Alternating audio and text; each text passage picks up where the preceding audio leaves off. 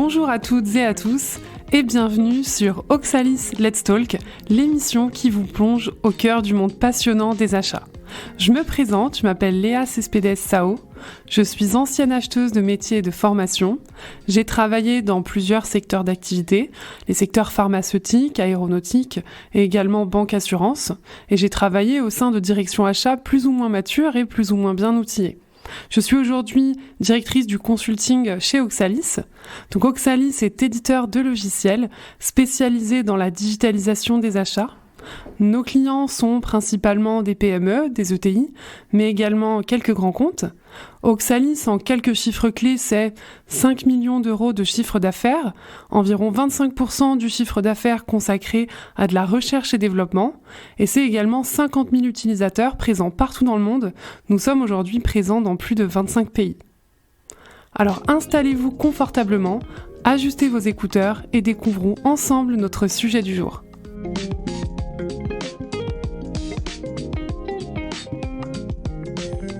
Bienvenue dans ce nouvel épisode qui sera dédié aux achats directs. Pour ceux qui sont intéressés, nous avons également un épisode dédié aux achats indirects qui est disponible sur notre plateforme. À cette occasion, j'accueille aujourd'hui Oumar, qui est segment leader chez Valeo et qui va nous partager sa vision métier autour de notre sujet du jour. Bonjour Oumar, bienvenue, je suis ravie de t'avoir aujourd'hui sur le podcast. Bonjour Léa, bonjour à tous, merci pour l'invitation. Alors Oumar, peux-tu te présenter, nous dire quelle a été ta formation, ton parcours professionnel et ce que tu fais aujourd'hui ? J'ai une expérience de 10 ans dans les achats. Concernant ma formation, j'ai un master en achat supply chain. C'est à ce moment-là que j'ai intégré Valeo en alternance, puis pour différentes fonctions achats pour une période de 6 ans. Ensuite, j'ai rejoint une nouvelle société spécialisée dans les technologies de confinement et de stockage de gaz naturel liquéfié en tant que spécialiste achat pendant 2 ans et demi. Puis, j'ai été responsable achat groupe, toujours dans l'industrie, pendant un peu moins de 2 ans. Depuis février, je suis de retour chez Valeo comme segment leader. Merci pour cette présentation. Est-ce que tu peux nous expliquer en quoi consiste le métier de segment leader, notamment dans l'industrie automobile ? Un segment leader est rattaché à une commodité et à des typologies de composants. Sur son périmètre, il s'occupe de la relation globale avec ses fournisseurs, de la mise en place et application worldwide de la stratégie définie, de la validation des choix de fournisseurs pour les différents sites de production dans le monde. Il est également impliqué dans l'escalade de sujets qui peuvent devenir critiques. On entend aussi souvent parler d'acheteurs sites, d'acheteurs projets. J'aimerais que tu nous partages les différences en termes de mission et d'enjeux. Si je dois partager ma définition, je dirais qu'un acheteur projet va s'occuper de gagner de nouveaux business. C'est-à-dire qu'il sera impliqué avec son équipe projet du moment où le client va demander une offre jusqu'au moment où le projet va partir en production. Ses principales missions seront d'avoir le fameux QCD, qualité, coût, délai, sur son périmètre pour participer à l'obtention du business. Une fois le business gagné, il part en production et les livraisons se font selon les volumes et les calendriers définis avec le client. C'est à ce moment-là que l'acheteur site ou acheteur productivité va prendre le relais et s'occuper de toutes les missions achats inhérentes. Par exemple, une crise logistique avec un fournisseur ou le changement d'un composant vers un autre fournisseur, répondant finalement mieux au QCD. Et est-ce que toi, justement, parmi tes différentes expériences, il y a un dossier, un événement qui t'a marqué dont tu pourrais nous parler ? Oui, dans mes premières années d'expérience, j'ai eu une crise logistique à gérer avec un fournisseur. C'était un fournisseur qui nous livrait énormément de références et qui n'arrivait plus à nous envoyer les pièces en temps et en heure. C'est à ce moment-là que j'ai dû prendre le lead et gérer cette crise-là. Comment gérer ce type de crise, notamment dans l'industrie ? C'est faire des revues avec le fournisseur pour voir quels composants il peut nous envoyer à quel moment, dans le but ensuite en interne de prioriser les clients pour respecter les livraisons. Pour prioriser, nous avions fait des revues avec la logistique et le fournisseur. Derrière, un profond travail d'analyse a été nécessaire. C'est-à-dire que nous avons dû chronométrer le cycle de vie de chaque pièce, les temps de process pour optimiser au maximum les moyens de production de ce fournisseur-là. Derrière, d'autres solutions sont envisageables selon la cadence des fournisseurs. Un fournisseur qui tourne en 2/8, on peut voir avec lui pour potentiellement le faire tourner en 3/8.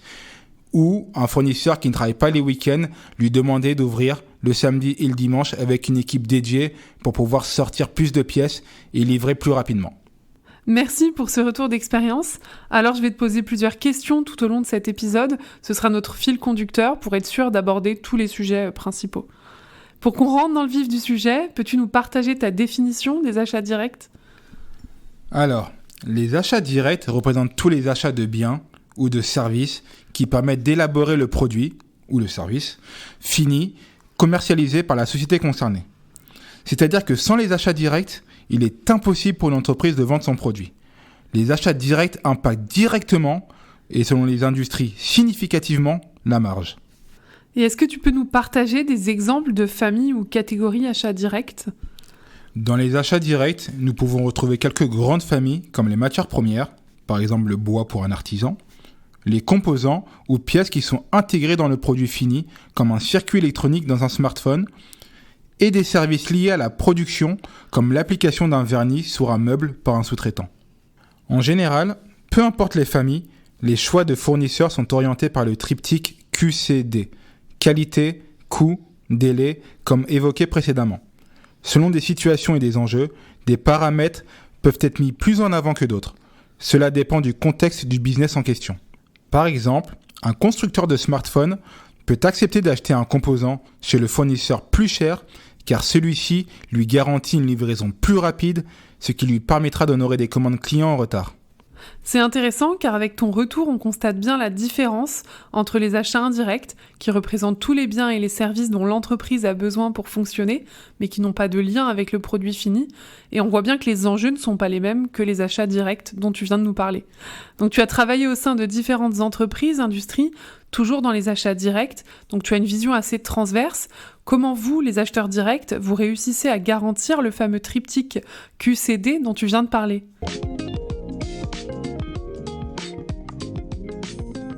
Selon moi, la clé vient de l'organisation et de la communication. Dans les différentes sociétés dans lesquelles j'ai travaillé, j'ai pu identifier que les meilleurs résultats étaient obtenus lorsque les services ont été impliqués au bon moment du projet. Pour garantir ce QCD, nous avons besoin de toutes les parties prenantes. Le service commercial, qui relaie les informations et les attendus du client. Le service technique, qui va mettre en place la solution via les BOM, Bill of Material. Le service process, pour les moyens de production à mettre en place, le service qualité, qui va valider la fiabilité du produit, mais également des composants, et le service logistique, qui va assurer les réceptions des fournisseurs, tout en prenant en compte les délais de production en interne. Et finalement, ce qu'on constate, c'est que ce besoin d'anticipation, d'organisation et de communication en interne est aussi valable pour une gestion efficace des achats indirects, comme on a pu le voir dans l'épisode dédié. Si on revient un peu en arrière, peux-tu nous dire comment les achats directs sont nés ? Initialement, la fonction achat avait plus un rôle administratif et nous étions plutôt dans l'approvisionnement.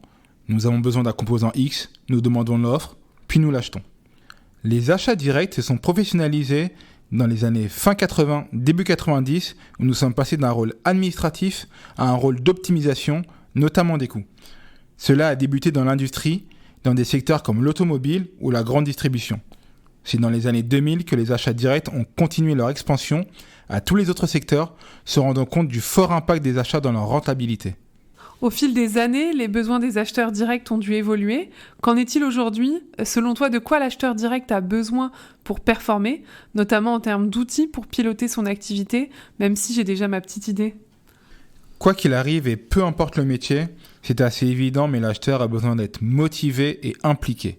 Ensuite, pour être encore plus performant, il y a des outils qui permettent de grandement supporter les équipes.